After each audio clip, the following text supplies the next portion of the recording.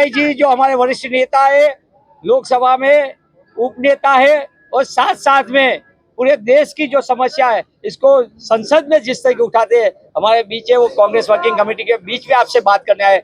मैं विनती करता हूँ गोगाई जी को वो पत्रकारों को संबोधित करें। धन्यवाद दोस्तों, हमारे लिए ये बहुत ही ऐतिहासिक क्षण है, क्योंकि हम दो महान हस्तियों को याद कर रहे हैं। महात्मा गांधी जी, जिनको कांग्रेस दल के अध्यक्षता की जिम्मेवारी लेते हुए 100 वर्ष संपूर्ण हुए, और साथ ही साथ सरदार वल्लभ भाई पटेल जी को हम याद करते हैं, क्योंकि इस वर्ष उनकी 150वीं जन्म जयंती की ये ऐतिहासिक ये वर्ष है। और इन दोनों महान हस्तियों को याद करते हुए उन दोनों में हमारे भारत माता के प्रति जो देशभक्ति थी, उस देशभक्ति को आज हम याद कर रहे हैं।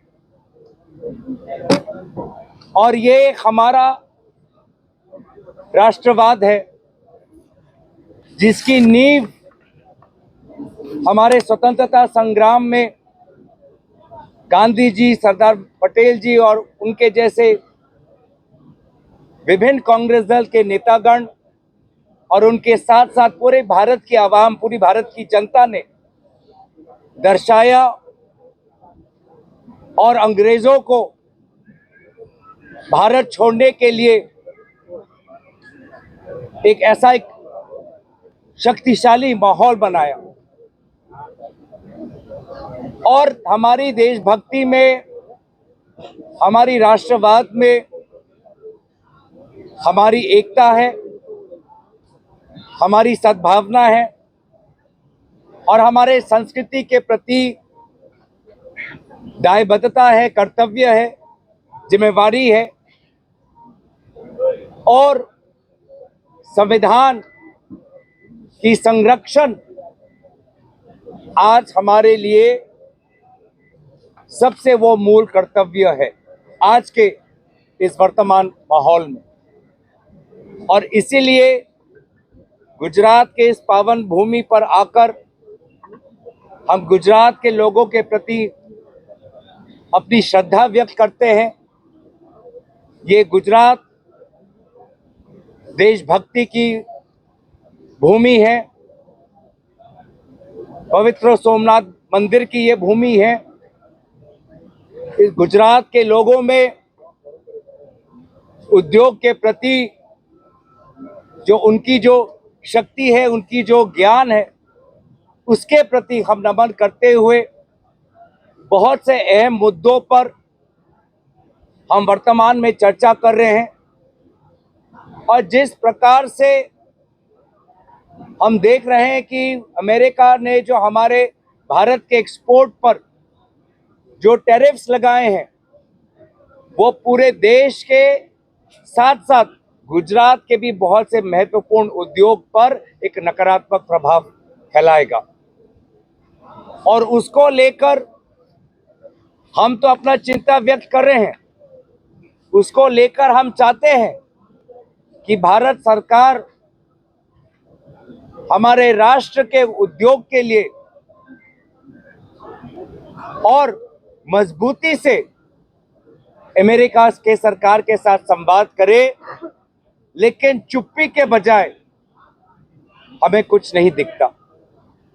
ये टैरिफ्स हमारे छोटे छोटे लघु और मध्यम वर्ग पर एक बहुत ही नकारात्मक प्रभाव डालने वाला है। और मुझे अफसोस है कि गुजरात से आए हुए हमारे प्रधानमंत्री, उनको जिस प्रकार से नेतृत्व लेना चाहिए था इस विषय पर, वो किस कारण मजबूर है, वो किस कारण मौन है, हमें नहीं पता। और बजाय हमारे छोटे उद्योग किसान को बचाने के बजाय उसके विपरीत ये सरकार पिछले रात को हमारे गरीब और मध्यम वर्ग पर गैस सिलेंडर का दाम 50 रुपए बढ़ाकर उन्होंने और हमारा जीना और मुश्किल कर दिया। पेट्रोल और डीजल के प्राइसेस में जो गिरावट हुई है, ये सरकार साफ साफ मना करती है कि कोई राहत आम ग्राहक के पास जाए। तो ये किस प्रकार का अर्थव्यवस्था, किस प्रकार की अर्थनीति, जहां पर वर्तमान में एक के बाद एक चुनौतियां और बढ़ रही है। हमारे किसान, हमारे कोऑपरेटिव, हमारे छोटे मध्यम वर्ग पर, हमारे केमिकल्स, हमारे टेक्सटाइल्स, हमारे लेदर, हमारे ऑटोमोबाइल क्षेत्र पर। तो इन विभिन्न बातों पर कांग्रेस पार्टी ने एक बहुत गंभीर राय ली हुई है। आज भी कुछ दिन पहले बांग्लादेश के सरकार के इंटरिम केयरटेकर मोहम्मद यूनुस साहब के साथ मिलने के बाद भी आज भी बांग्लादेश में अल्पसंख्यकों की जो उनको एक सुरक्षा मिलनी चाहिए, वो ना मिलने के कारण हम बहुत चिंतित हैं। और जो सरकार जो अपने आप को विश्वगुरु और जो सरकार कहती है कि प्रधानमंत्री के कारण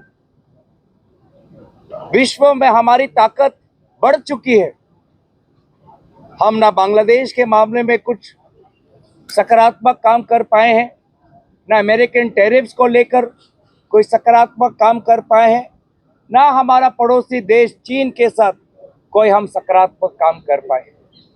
तो बहुत से अहम मुद्दों पर हमारी बात हो रही है और मुझे पूरा विश्वास है कि इस ऐतिहासिक कांग्रेस वर्किंग कमेटी से अहमदाबाद से आने वाले समय के लिए एक नया दृष्टिकोण, एक नई आर्थिक परिकल्पना, एक नई सामाजिक सोच, एक नई सांस्कृतिक ढांचा और लोगों में एक नई उम्मीद और जोश उजागर करेगा। धन्यवाद। गौरव जी, एक सवाल है। जी। कुछ दिन पहले राहुल गांधी जी गुजरात आए थे। उन्होंने कहा था कि कुछ नेता कांग्रेस के बीजेपी से मिले हुए हैं और उन्होंने शादी वाले घोड़े और रेस वाले घोड़े का भी जिक्र किया था। तो क्या उस पर भी चर्चा हो रही है? कोई कड़ा कदम जो है वो पार्टी? देखिए, जब राहुल गांधी जी ने एक विचार रखी तो स्वाभाविक है कि उस विचार को हमें पालन करना है, गंभीर रूप से हमें उस पर काम करना है और भविष्य में हम उनके इस विचार के प्रति, हमारी जिम्मेवारी है कि उन्होंने हमारे समक्ष में यह बात रखी, तो उनके बातों पर हम कितना आगे बढ़ पाएं, ये हमारी जवाबदेही जिम्मेवारी बनती है आने वाले समय में। रिगार्डिंग कोएलिशंस, गठबंधन को लेकर के क्या बातचीत हो रही है? किन शर्तों पर रहेगा? क्या वो सहयोगी वर्तमान में भी सहयोगी रहेंगे या अपनी पार्टी को फैलाने के क्रम में जो थोड़ी नाराजगी हो रही है उस पर भी आपकी ध्यान? देखिए, विभिन्न राज्यों में उनकी राजनीतिक परिस्थितियां अलग है। विभिन्न राज्यों में अलग अलग समय पर निर्वाचन होंगे और उन राज्य के नेताओं के साथ विचार विमर्श होगा। तो इसीलिए मुझे लगता है कि हमने निर्वाचन को लेकर, भारत के राजनीतिक व्यवस्था को लेकर हमने बहुत गंभीर बातें रखी हैं। अर्थव्यवस्था और जो वहाँ की जो शिक्षा और स्वास्थ्य की जो प्रणाली है विभिन्न राज्यों में, उसको लेकर हमने अपनी चिंता व्यक्त की है। लेकिन अगर मैं आपको थोड़ा और चुनावी अगर मैं बातें आपको मैं आपके पक्ष में रखूं, आपके समक्ष रखूं, तो वो मेरे लिए अनुचित हो।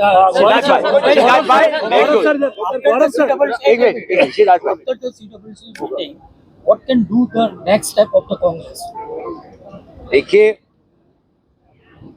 जो हमारे आने वाली समय में जो प्रणाली है उसको लेकर हम अभी विभिन्न नेताओं की राय हम ले रहे हैं।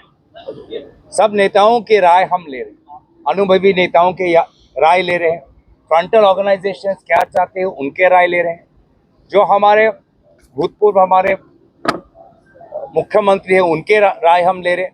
तो सभी के राय लेते हुए निश्चय ही जब हमारे कांग्रेस अध्यक्ष अपनी बात रखेंगे और उन बातों को हम कल हमारा जो सेशन है उसमें हम रखेंगे तो आपको पूरा का पूरा आपको वहाँ पे स्पष्ट हो जाएगा। गौरव सर, गोगोई सर, आपका resolution- एक मिनट गोपाल, सर, मेरा सवाल आपसे ये है, हर बार CWC जब होती है उसके बाद रेजोल्यूशंस आते हैं। वैष्णव जन तो तेने कहिए जे पीड़ परा